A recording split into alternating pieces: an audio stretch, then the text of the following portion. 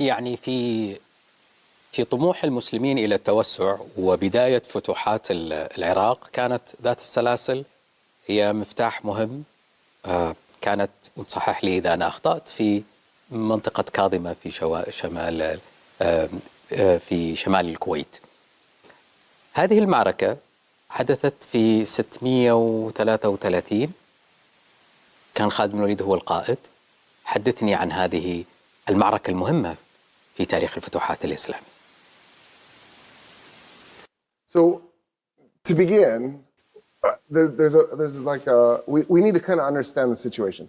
So, in the entire history of the Arab people, they had never been unified in a single state.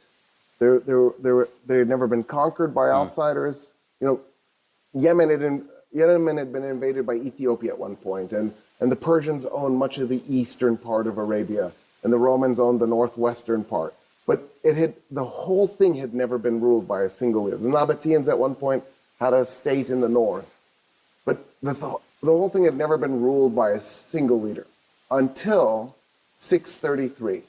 In the aftermath of the Ridda Wars, Abu Bakr has conquered the entire Arabian Peninsula and put it together in 633.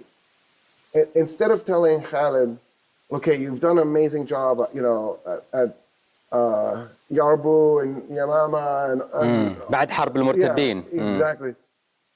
Buzakha, all these different battles in the Ridda Wars. Instead of saying, okay, now is the time to consolidate our gains and let's take a rest, let's take a break, the Khalifa Abu Bakr says, keep going.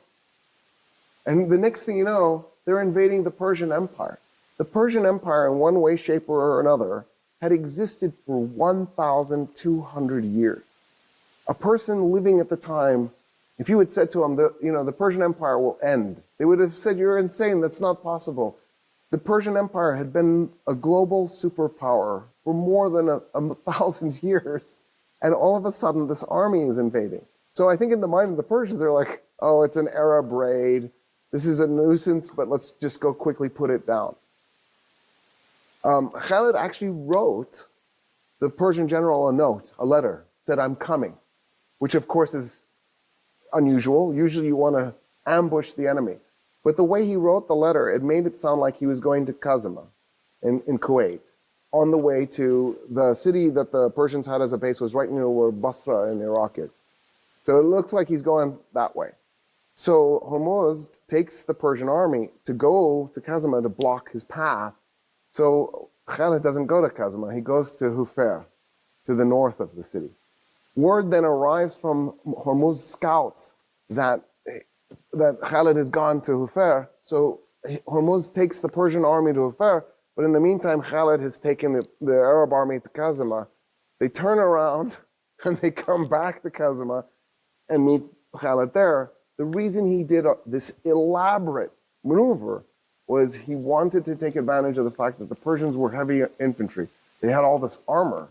So by the time they marched from Basra to Kazima, and then Kazima to Hufair, and then Hufair back to Kazima, they would be more exhausted than his men. And so they line up, a group of Persians chain themselves together, and then Hormuz challenges Khalid to a duel. It was very common for armies back then to have champion fight before anything happened. So by the way, also the Arabs like to shout poetry to the other side before a battle would start. So an Arab volunteers, he shouts some poetry, the Persians don't care, they're like, let's just get on with it. Hormuz challenges Khalid, they go out into the middle of the field, they fight. What Hormuz had done was he had moved a group of his best men forward a little bit, so that if he died, they were going to rush out and kill Khalid. Khalid kills Hormuz, and somewhere between maybe 6 to 12 Persian soldiers rush out to kill Khalid.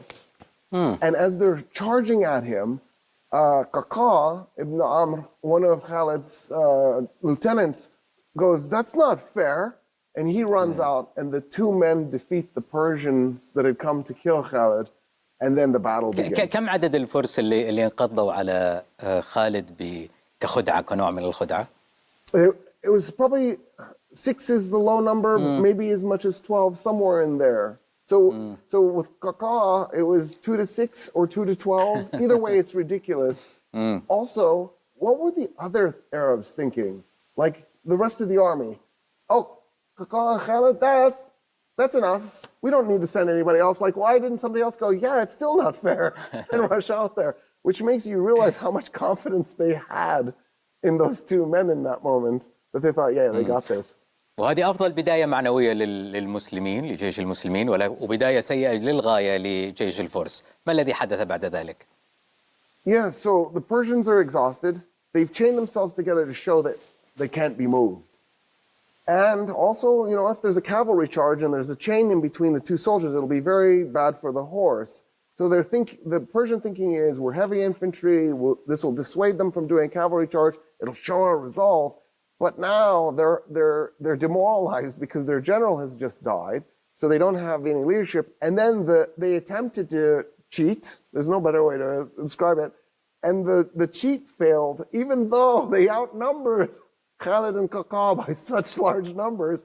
So their morale is shot, they're exhausted out of their minds, and then the battle begins, and the Arabs overwhelm them and defeat them.